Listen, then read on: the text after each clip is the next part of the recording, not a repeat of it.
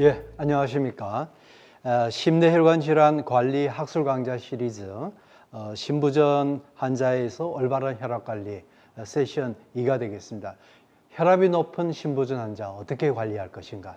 이혜영 교수님, 응급실에 신부전 환자들이 숨이 차서 급성 신부전으로 많이들 오시는데 우리가 신부전이 의심이 되는 고혈압 환자 어떻게 관리를 해야 되고 진단하게? 예, 이게 참 어려운 부분입니다. 왜냐하면 환자들이 굉장히 응급한 얼굴로 금방 돌아가실 것 같은 분이 오기 때문에 자칫 잘못하면 의사가 패닉이 돼서 조절이 어렵게 합니다.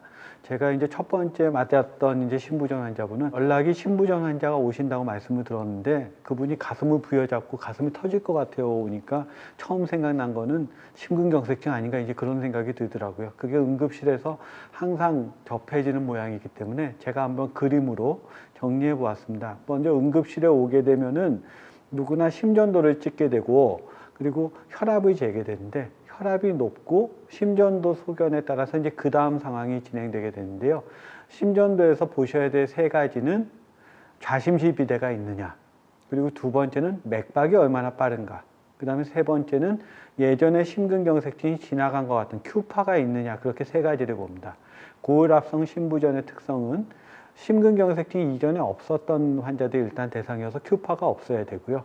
심방세동증이나 기타의 부정맥처럼 맥이 너무 빠르면은 일단 그쪽을 원인 질환으로 먼저 좁혀 나가야 됩니다. 그래서 고혈압성 신부전을 의심하게 되는 경우는 환자가 숨이 많이 처하는데 혈압은 높고 심전도에서 보았을 때 좌심지 비대가 있으며 맥박이 100회 이상은 아니게, 그리고 특히 이제 규칙적이고 불규칙적이지 않게 하고 이전에 심근경색증이 있었을 것 같은 큐파가 보이지 않으면은 이 사람은 고혈압성 신부전의 가능성도 있겠구나, 그렇게 생각하고 좁혀나가는 것이 도움이 되겠습니다.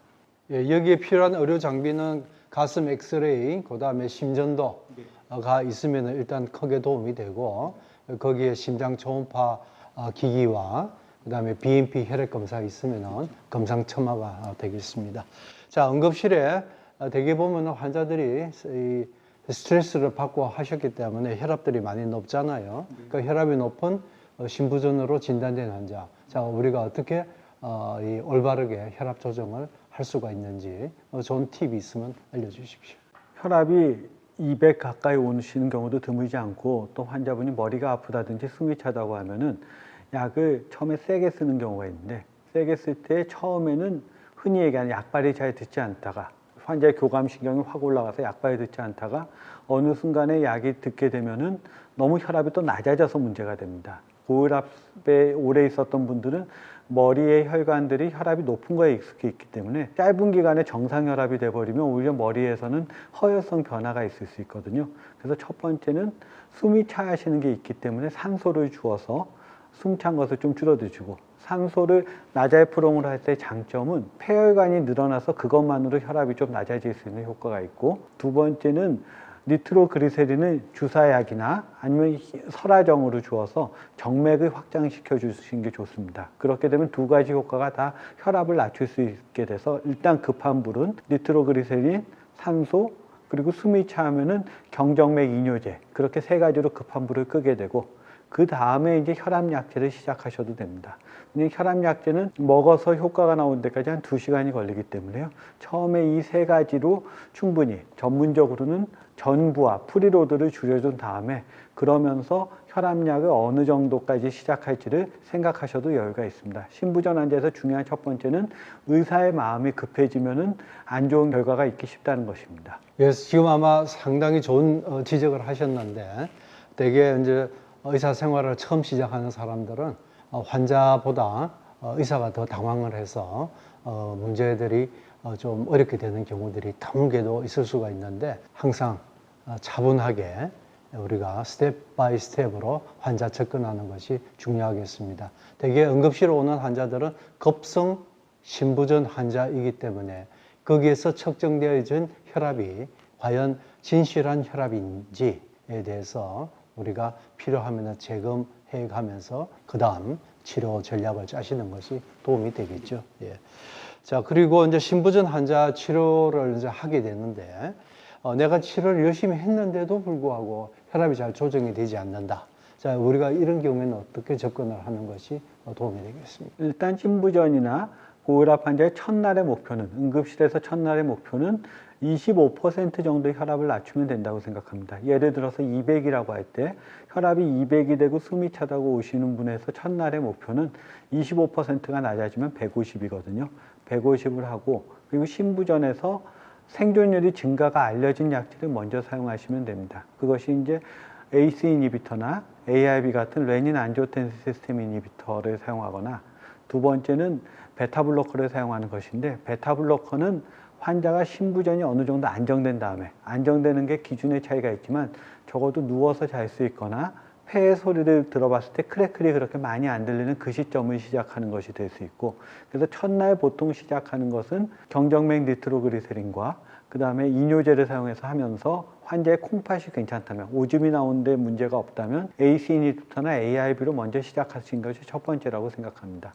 그리고 이제 그 다음날 환자가 어느 정도 안정되고 숨찬 크래클이 줄어들면 그날부터 이제 베타블로커를 사용하면 좋겠고요. 그리고 처음에 증상이 심할 때부터 일단 콩팥이 안정된 게 확인되면은 스피로락톤을 같이 사용하는 것이 도움이 될 수 있겠습니다. 스피로락톤을 사용할 때 사용하는 게 좋다는 것은 알려져 있는데, 이 환자들의 대부분들이 콩팥이 어느 정도 안 좋은 부분이 있고, ARB나 AC 인히비터 쓸 때 두 개가 갑자기 풀도즈가 들어가면은 콩팥이 안 좋아질 수 있기 때문에 스피로락톤은 안전하게는 12.5mg, 그러니까 반 타블렛 정도의 용량을 사용하는 것이 좋지, 이게 스피로락톤으로 오줌을 나오게 하는 그 고용량을 사용하시는 게 아니라는 것을 한번 강조해 드리고 싶습니다. 예, 중요한 지적입니다. 스피로락톤 자체가 워낙에 이뇨 효과가 상당히 약한 약이죠. 사용하고 3일 있다가 효과가 나타나는 것.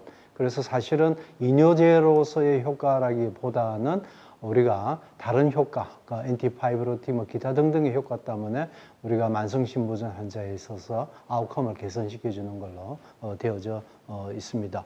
자, 그렇게 이제 하셨는데도 불구하고 대개 또 급성신부전 환자들이 고령이 많으시잖아요. 네. 그래서 이 좀 혈압 조정이 잘 안 되는 난치성 고혈압이나 아니면은 2차성 고혈압 환자들도 드물게 볼 수가 있는데, 거기에 대해서는 잠깐 언급을. 그러니까 둘째 날의 상황까지 이제 우리가 어떤 약을 처방했는가 생각해 보면, 처음에 전부화를 줄이기 위한 니트로그리세린과 라식스, 루프다이우레틱스 대부분 사용했을 것이고요.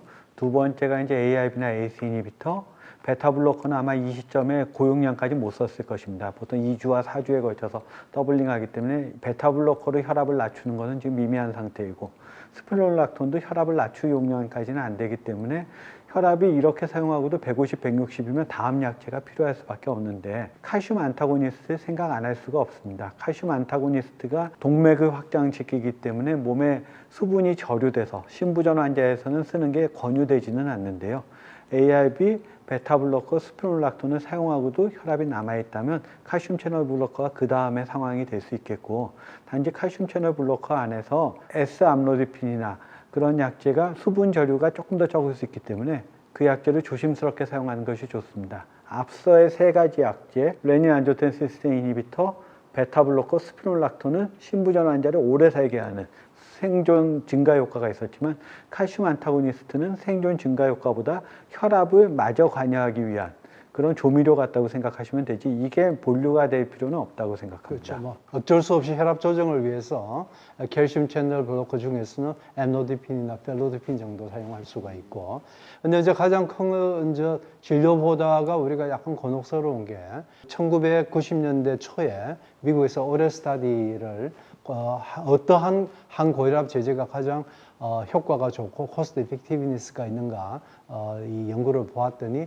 사실은 알파 블로커가 신부전을 악화시키기 때문에 중간에 약제를 드롭아웃 시켰는데, 지금 많은 고령 남성에 있어서 전립선 비대증 환자에 있어서는 또 알파 블로커가 필수적으로 사용을 되고 있잖아요. 네. 그런 경우에 몇 가지 우리가 조금 개원가나 이 봉재기 선생님들, 전공의 선생님들 좀 주의를 하셔야 될 것 같은데, 거기에 대해서는 좀 어떻게 생각하십니까? 그게 참 곤혹스러운 문제인데, 실제로 필요한 인디케이션 두 개가 충돌하는 상황 아닙니까? BPH가 있을 때는 알파 블로커를 써야 되는 쪽이고 반대로 신부전에서 쓰지 않는 쪽인데 일단 저용량을 사용하는 것이 맞다고 생각하고요. 그리고 신부전에 급한 불을 끈 다음에 재시작하는 것이 낫다고 생각합니다. 환자분들이 예를 들어서 몇 년간 꾸준히 알파 블로커를 쓰고 있던 중에 신부전이 돼서 왔고 그 용량이 많지 않으면은 구태여 그걸 줄일 필요는 없겠지만 요즘 갑자기 생긴 신부전이고 환자가 숨차고 그런 분들은 소변을 나오게 하는 기타의 약, 우리 루프 다이우레틱스 쓰고 있기 때문에 급한 불을 일단 신부전의 표준 치료로 사용하고 그 다음에 비뇨에 문제되는 부분은 저용량부터 다시 시작하는 게 어떨까 생각합니다. 그렇죠. 급성 신부전 환자 플루이드를 제거를 해야 되는데 나가는 마지막 출구가 BPH로 딱 막혀 있다. 뭐 어쩔 수 없이 알파 블로커를 사용을 해서 소변이 이뇨가 되게끔 배출이 되게끔 해드려야 되겠죠. 그래서 아마 우리가 의학이라는 것이 상황에 따라서는 예술이다 하는 얘기가 되는 것 같습니다. 자, 여러분들 시청해 주셔서 감사드리고 여기까지 세션 2 혈압이 높은 신부전 환자 어떻게 관리할 것인가 이혜영 교수님과 질의응답을 좀 해보았습니다. 곧 세션 3에서 또 뵙도록 하고 여러분들 항상 건강하시기 바랍니다. 감사합니다. 감사합니다.